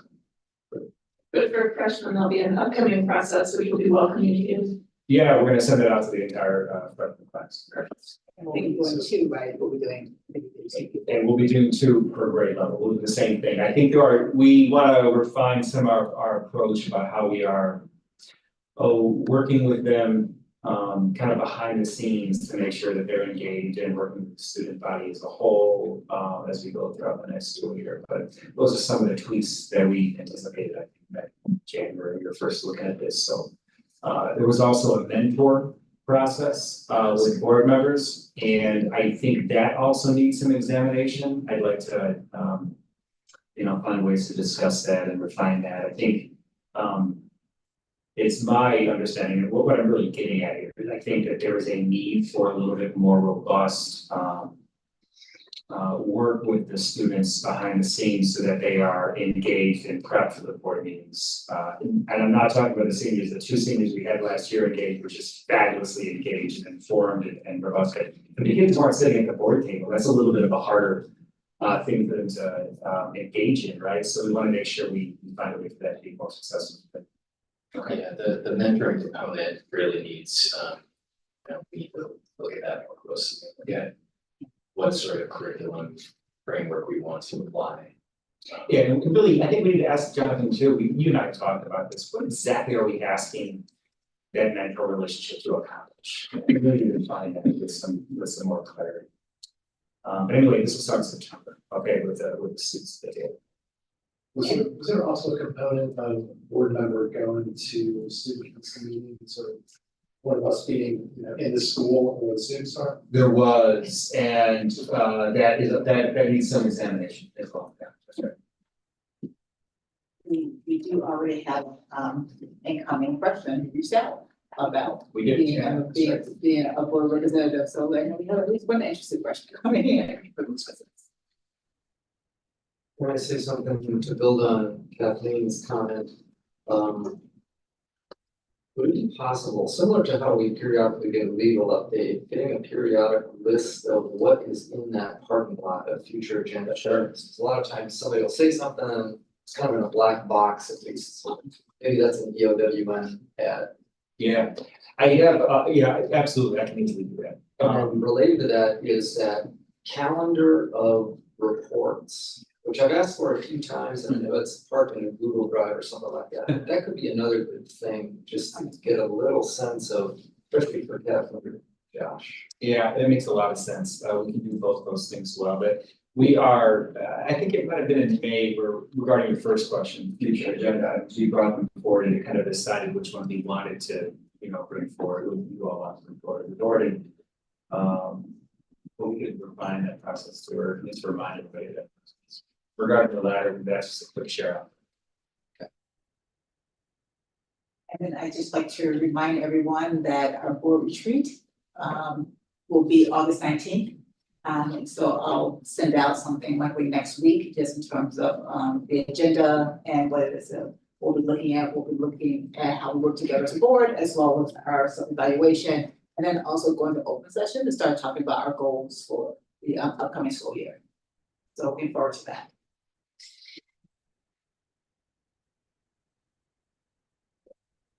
Anything else on board governance? Anything else?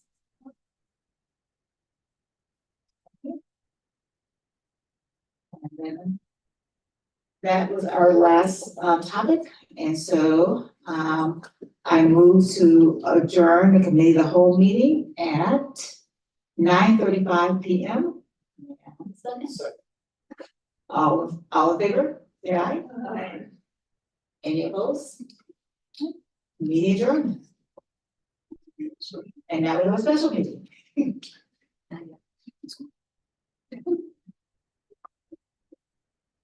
And we're using the same Zoom link for a special meeting.